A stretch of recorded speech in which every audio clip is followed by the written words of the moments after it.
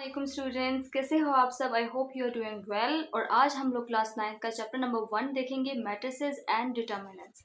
उसके अंदर हम लोग देखेंगे exercise 1.1 question number 1। Question number 1 हमें क्या कहता है? क्वेश्चन नंबर 1 हमें कहता है, हम देख लेते हैं, find the order of the following matrices. ठीक है, हमें क्या करना है, हमें मैट्रिसेस गिवन होंगे और हमें उसका ऑर्डर जो है वो फाइंड आउट करना है।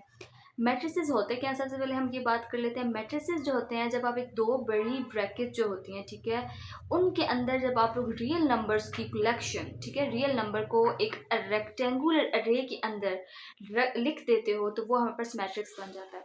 मतलब कि ये देखें 2 3 -5 6, अगर मैं इसको ड्रा करूं तो ये मेरे पास एक रेक्टेंगुलर की फॉर्म बन जाती है। इसी तरह अगर मैं यहाँ पर मजीद नंबर ऐड कर दूं, यहाँ पे 4 ऐड कर दूं, यहाँ पे मैं 9 ऐड कर दूं, तब भी मेरे पास एक रेक्टेंगल ही बनेगी। तो कहने का मतलब ये है कि ब्रैकेट्स को एक्सटेंड करते जाएं, नंबर्स ऐड करते जाएं, वो डिपेंड करता है, लेकिन ये क्या कहलाता है, हमारे पास मैट्रिक्स कहलाता है। ठीक हो गया। अब हम लोग बात कर लेते हैं ए की। ए को अब हमने मैट्रिक्स होता है ये तो पता चल गया, वो हमें गिवन भी है। हमें जो मतलब है वो है ऑर्डर से। ऑर्डर किस तरह से फाइंड आउट करते हैं? ऑर्डर मतलब कि m cross n। m cross n means m जो है वो इंडिकेट करती है रोज को। मतलब m का मतलब है कि कितनी रोज है हमारी उस मैट्रिक्स के अंदर, गिवन मैट्रिक्स के अंदर। n कहता है कि कितने कॉलम्स हैं गिवन मैट्रिक्स के अंदर। अब हमें गिवन मैट्रिक्स के अंदर रोज और कॉलम देखने के लिए ये पता होना जरूरी है कि रोज और कॉलम्स होते क्या है। ठीक है, जब मैं रोज की बात करूंगी तो उसका मतलब है हॉरिजॉन्टल। हॉरिजॉन्टल मतलब कि राइट से जब लेफ्ट की तरफ लाइन जाएगी, मतलब देखें जिस तरह ये मैं ड्रॉ कर रही हूँ इस तरह से, जब राइट से लेफ्ट की तरफ हमारे पास जाएगी लाइन, तो हम इसे कहेंगे ये हॉरिजॉन्टली मूव कर रही है लाइन। ठीक है, तो हॉरिजॉन्टली मतलब कि ये हमारे पास रो है।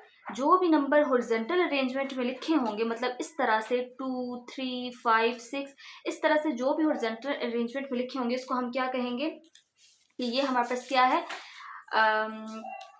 रो है। ठीक है, हमारे पास ये फर्स्ट रो कहलाएगी। सिमिलरली अगर यहाँ पे मेरे पास 4 5 6 8 कुछ भी लिखा है, या 9 10 11 12 कुछ भी इस तरह का लिखा है, तो ये मैं क्या कहूँगी, ये फर्स्ट रो है, ये सेकंड रो है, ये थर्ड रो है। ठीक है, लेकिन जब हमारे पास एक लाइन ऊपर से नीचे की तरफ जाएगी, मतलब कि इस तरह से जाएगी, तो ये हमारे पास क्या होगी, वर्टिकल। वर्टिकल लाइन, वर्टिकल का मतलब है जो इस अरेंजमेंट में नंबर होंगे ऊपर से नीचे 1 2 3, ये हमारे पास कॉलम कहलाएगा। ठीक हो गया। अब हम लोग क्या करेंगे, अब जो है नेक्स्ट हम लोग इसका आंसर देख लेते हैं, किसको किस तरह से लिखा है। ए, ये हमारा मैट्रिक्स आ गया जो गिवन था 2 3 -5 6। क्योंकि ऑर्डर होता है m क्रॉस n, तो m हमारे पास रोज होती है। रोज कितनी है, ये एक रो राइट से लेफ्ट जा रही है हॉरिजॉन्टल, एक रो, ये हमारे पास दो रो। ठीक हो गया। सिमिलरली ये हमारे पास एक कॉलम, देखें अरेंजमेंट में, वर्टिकल अरेंजमेंट में 2 और -5 ये एक कॉलम बना रहा है, ये यहाँ पर सेकंड कॉलम बना रहा है। तो ये हमारे पास क्या आंसर आ गया, दो ही रोज हैं और दो ही कॉलम्स हैं, तो आंसर आ गया 2 क्रॉस 2। तो ये हमने ए मैट्रिक्स का क्या किया है, फाइंड आउट कर लिया है ऑर्डर। अब हम सिमिलरली बी मैट्रिक्स की बात कर लेती हूँ मैं। अगर मैं बी मैट्रिक्स की बात करूँ यहाँ पर, तो बी जो है वो B2035, m cross n। m क्या होता है, रोज। सबसे पहले रोज आती हैं, तो यहाँ पे हमारे पास ये m है और ये हमारे पास n है। ठीक हो गया।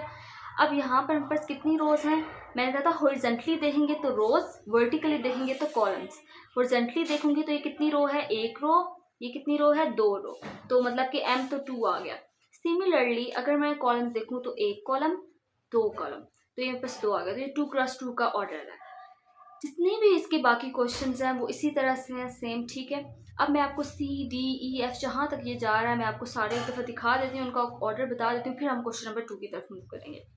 C जो है हमारे पास 2 4 है। देखें इसकी एक रो है, ये एक ही हॉरिजॉन्टल लाइन जा रहा है, तो हमारे पास ये एक रो है, तो इसकी M क्या आया हमारे पास, M आ गया हमारे पास 1।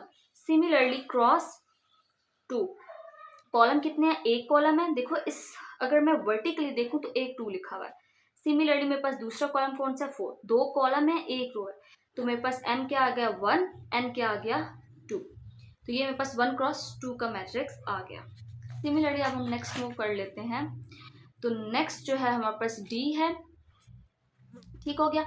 D को हम लोग देख लेते हैं जी। D हमें ये बताता है 406। अब हमारे पास कितनी रोज हैं D के अंदर, D के अंदर हमारे पास कितनी रोज हैं, D के अंदर हमारे पास 3 रोज हैं। 406, ये हॉरिजॉन्टली जा रहा है और एक कॉलम बन रहा है 406। तो यहाँ पर 3x1 का मैट्रिक्स आ जाएगा। सिमिलरली आप लोग ई देखोगे तो इसके अंदर भी 1 रो, 2 रो, 3 रो, ठीक है, 3 रोज जा रही हैं।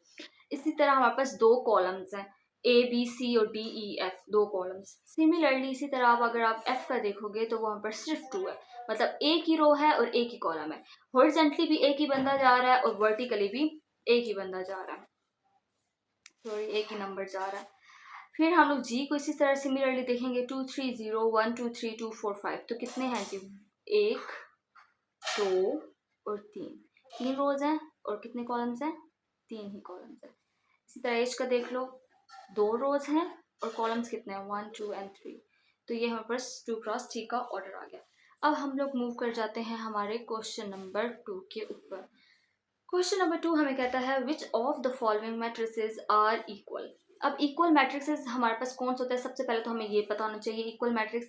लेट्स से अगर हम 2 मैट्रिक्स ले लेते हैं ए और बी, मैं एक एग्जांपल दे रही हूँ। ए का जो ऑर्डर है वो मैं लेट्स से कहती हूँ कि 2x2 है और बी का भी ऑर्डर मैं कहती हूँ 2x2 है, ठीक है। 2 मैट्रिक्स है मेरे पास ए और बी और मैं कहती हूँ ए का भी ऑर्डर 2x2 है, बी का भी ऑर्डर 2x2 है।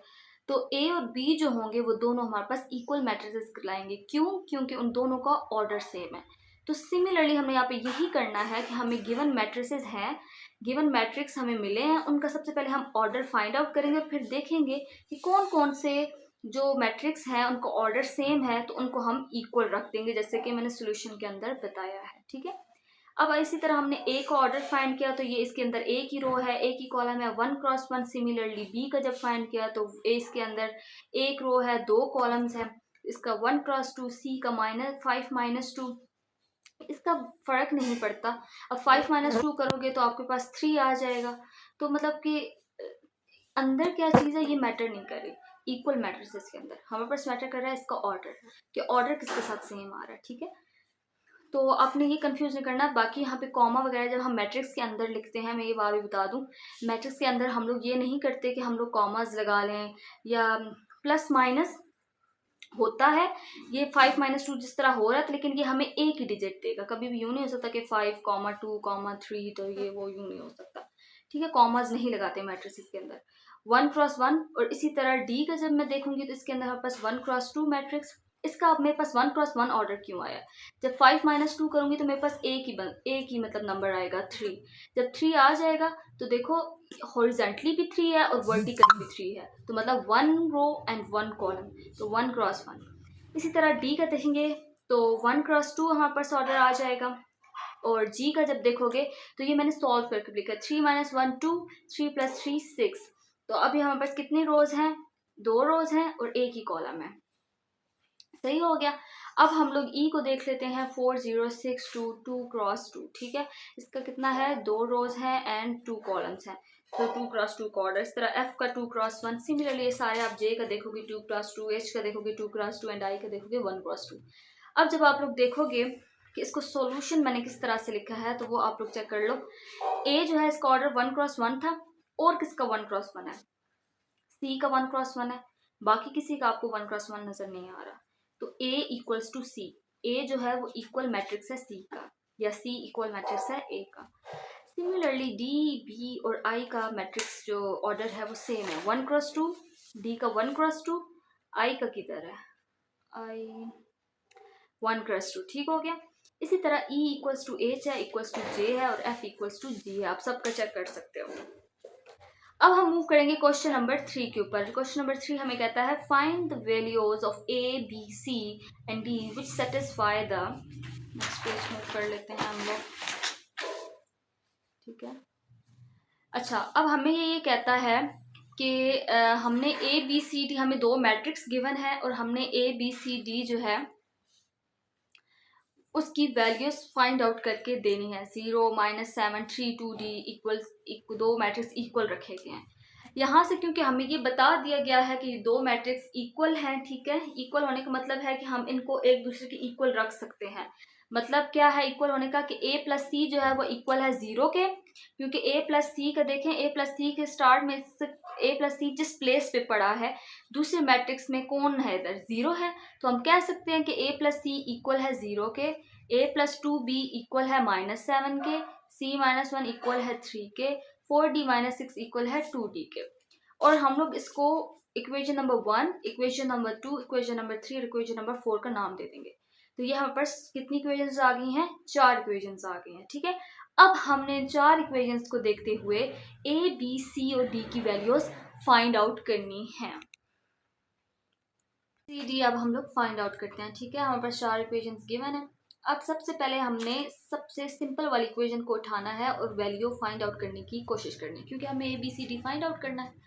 सबसे सिंपल वाली हमें 2 इक्वेशंस नजर आ रही हैं, ए प्लस सी इक्वल्स टू 0 और सी माइनस 1 इक्वल्स टू 3। ठीक हो गया। अब अगर आप देखो, मैं a प्लस सी पहली इक्वेशन को देखूं जो सिंपल है, अगर मैं इसको सॉल्व करने की कोशिश करूं, a को इक्वल की दूसरी साइड ले जाऊं तो माइनस a, या कुछ भी c को इधर ले जाऊं, तो हमारे पास ये सॉल्व नहीं होती। मतलब किसी भी तरह से हमारे पास किसी एक a या c में से किसी का भी हम लोग फाइंड आउट नहीं कर सकते, आंसर नहीं निकाल सकते।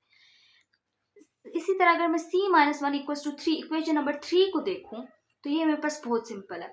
अगर मैं माइनस 1 को इक्वल की दूसरी साइड ले जाऊं, प्लस 1 हो जाएगा, यहाँ से मेरे पास c की वैल्यू निकल सकती है आराम से। अब हमने यहाँ पे करना क्या है, हमने जो है ये भी आपने बात ज़हन में रखनी है कि जहाँ पे हमारे पास 2 अल्फ़ाबेट्स एक इक्वेशन के अंदर आ रहे होंगे, वो हमारे पास सॉल्व होगी भी नहीं, उसको हमने छेड़ना ही नहीं है। हमने सबसे पहले वो इक्वेशन लेनी है जिसके अंदर हमारे पास एक अल्फ़ाबेट आ रहा हो, ठीक है। देखो जैसे मैंने इक्वेशन नंबर 3 पिक की, इसके अंदर एक ही अल्फ़ाबेट आ रहा है, ये आराम से मेरे पास सॉल्व हो सकता है, इसका आंसर आ सकता है। सबसे पहले आपने इक्वेशन ऐसे ही चूज़ करनी है। अब हम लोग सबसे पहले इक्वेशन नंबर 3 ली, equation number 3 become c minus 1 equals to 3, ये हमारे पास गिवन थी।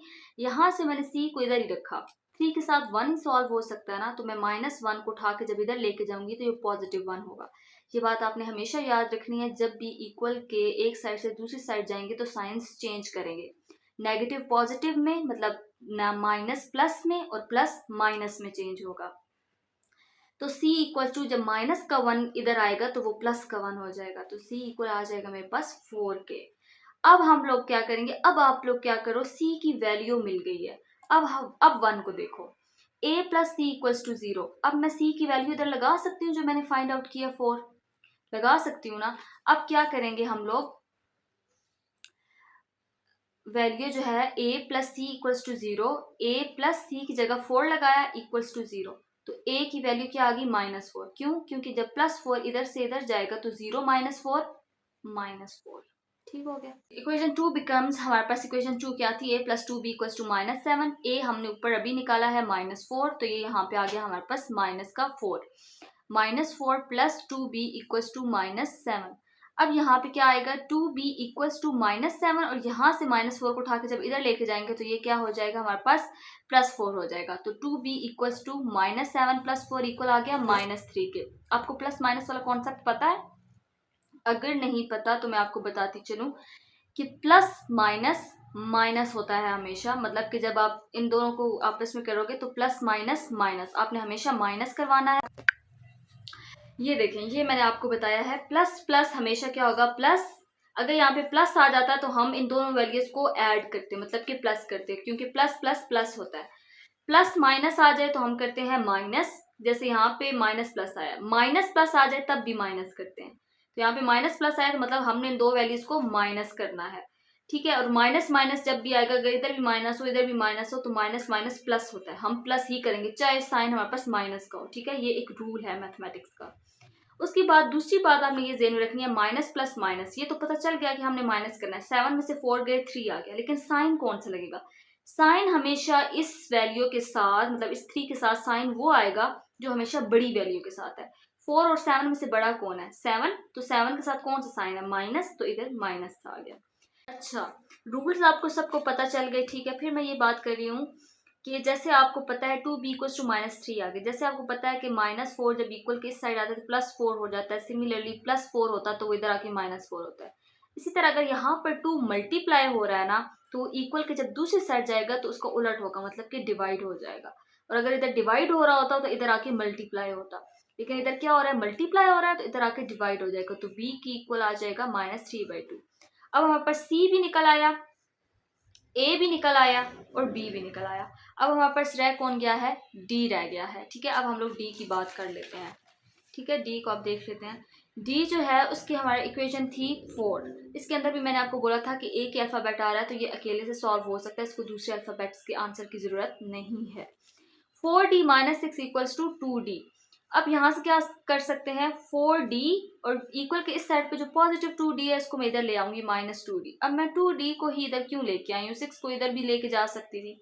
वही आपने ये बात कॉन्सेप्ट ज़हन में रखना है कि हमेशा जो है अल्फ़ाबेट्स वाले अल्फ़ाबेट्स के साथ ही सॉल्व हो सकते हैं नंबर्स, और बगैर अल्फ़ाबेट्स वाले जो कॉमन होते हैं मतलब कि सिंपल नंबर्स होते हैं वो एक दूसरे के साथ सॉल्व हो सकते हैं। इसीलिए 4d जो है वो 2d के साथ ही सॉल्व हो सकता था, इसीलिए मैं 2d को इधर लेके आई हूँ। ठीक है, तो 4d माइनस 2d इक्वल आ जाएगा मेरे पास 2d के, और इक्वल्स टू 6 को मैं इधर ले गई हूँ क्योंकि ये माइनस का था तो मैंने इनकी जगह चेंज कर दी, ये पॉजिटिव 6 हो गया। अब यहाँ पे 2d इक्वल्स टू 6 आ गया, 2 इधर मल्टीप्लाई हो रहा है, इक्वल किस साइड पे आके डिवाइड हो जाएगा, d इक्वल्स टू 6/2, यहाँ से d मेरे पास 3 आ जाएगा। तो मेरे पास आंसर क्या आ गया, a भी आ गया मेरे पास -4, b आ गया मेरे पास -3/2, सी आ गया मेरे पास 4 और डी आ गया 3। स्टूडेंट्स, आप सबको मेरी बात समझ आ गई होगी। मैंने आपको एक्सरसाइज 1.1 करवाई है चैप्टर नंबर 1 की, और बहुत ही मैंने इजी स्टेप्स में करवाई है, और मैंने पूरी कोशिश की है कि आप सबको ये समझ आए। अगर फिर भी कोई क्वेश्चन हो, कोई कुछ आपको समझ ना आया हो, तो आप लोग मुझे कमेंट सेक्शन में बता सकते हैं कि मैम ये वाला क्वेश्चन हमें नहीं समझ आया, या आपका कोई और किसी और एक्सरसाइज रिलेटेड कोई क्वेश्चन है, या कुछ भी इस तरह का जो टॉपिक आपको नहीं समझ आ रहा, आप मुझसे पूछ सकते हैं और मुझे बोल सकते हैं कमेंट सेक्शन में। ठीक है, मैं आपको बताऊंगी ज़रूर। और हाँ, एक बात और कि आपने इस वीडियो को लाइक करना है, शेयर करना है और सब्सक्राइब करना है। Thank you very much.